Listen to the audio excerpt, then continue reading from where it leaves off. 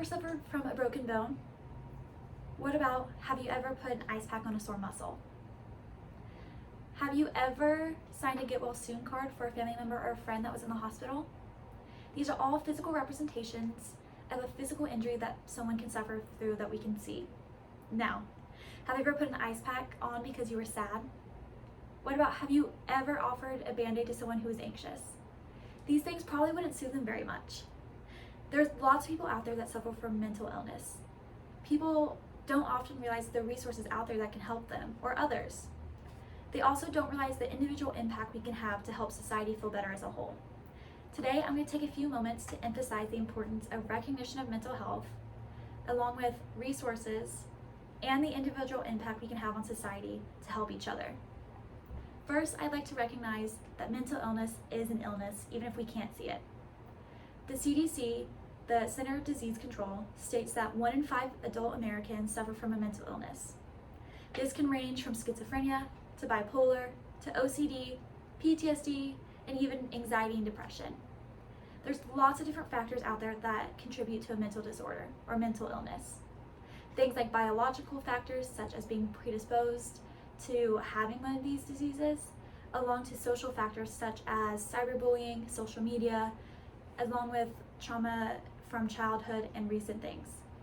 There's many different things out there that can contribute to a mental illness that could affect you and others. The Canadian Journal of Nonprofit and Social Economy Research says the more emphasis we put on mental illness resources like counseling means there are more happy people out there that will be more productive.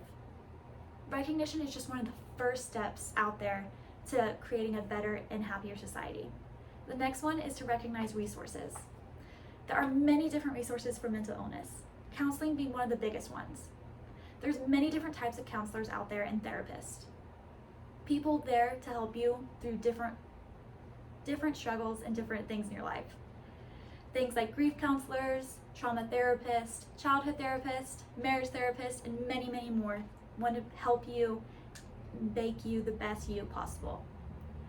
There's also social counseling, which is group counseling, where you can meet up with people who are like-minded that want to help each other. Alcoholics Anonymous, or AA, is one of the most popular, and many, many different states and cities have an AA representative. They're there to help many different people and make them feel like they have a community so they're not suffering alone. There's also self-help. Self-help has recently been really popular.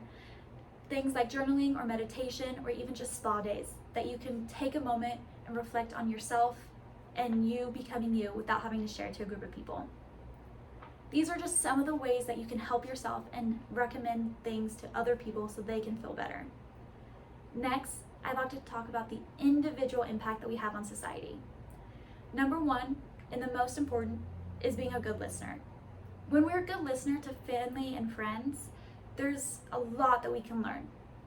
When we're listening and not being judgmental towards another, we can learn something that struggles with them. Not only do we learn about them, we also help them feel like there's someone out there that wants to help them and that they're not alone. Being not alone is one of the biggest things with mental illness. Having someone out there that wants to help you or at least be by your side is a lot more comforting than being by themselves. There's lots of things we can do to help each other and help ourselves feel better. Last, I would like to talk about the recognition and recognizing signs that mean someone might be suffering from a mental illness. In a study done in March in 2023, researchers said that outburst and instability are two of the major signs that someone might be suffering. Other signs could be rapid weight loss, loss of appetite, loss of sleep, and overall just illness are things that represent or show someone might be suffering from a mental illness. In conclusion, there are many different mental illnesses out there. It's very complex, and there are many ways we can help ourselves and others. Thank you guys for taking the time to listen to me, and I hope that this helps you and friends around you.